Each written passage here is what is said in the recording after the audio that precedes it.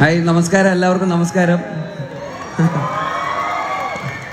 ഇതിൽ എത്ര പേര് സിനിമ കണ്ടു എന്ന് എനിക്കറിയില്ല. സിനിമ കാണാതെ നിങ്ങളുടെ മുമ്പിലൊന്നും ഞങ്ങൾ ഇതൊക്കെ പറയുന്നതുകൊണ്ട് വല്ല കാര്യമുണ്ടോ എന്ന് അറിയില്ല. എന്തായാലും നിങ്ങൾ പറ്റുന്ന പോലെയൊക്കെ സിനിമ പോയി കാണുക.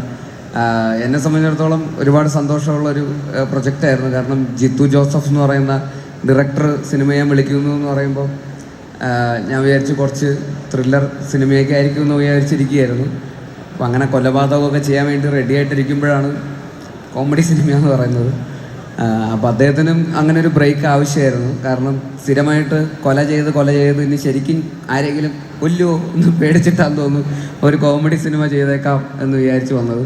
പക്ഷേ ഈ സിനിമയിലും ഉണ്ടായിരുന്നു ഡെഡ് ബോഡി ഇല്ലാതെ ജിത്തു ചേട്ടന് സിനിമ ചെയ്യാൻ പറ്റാത്ത ഒരവസ്ഥയായി.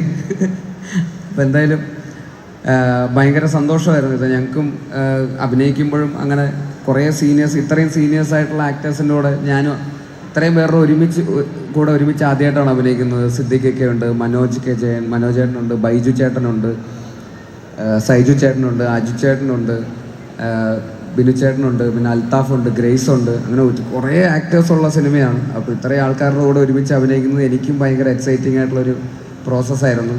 പിന്നെ ഹ്യൂമർ സിനിമ ചെയ്യുന്നത് അതിൻ്റേതായിട്ടുള്ളൊരു ടെൻഷൻ നമുക്കും ഉണ്ട്.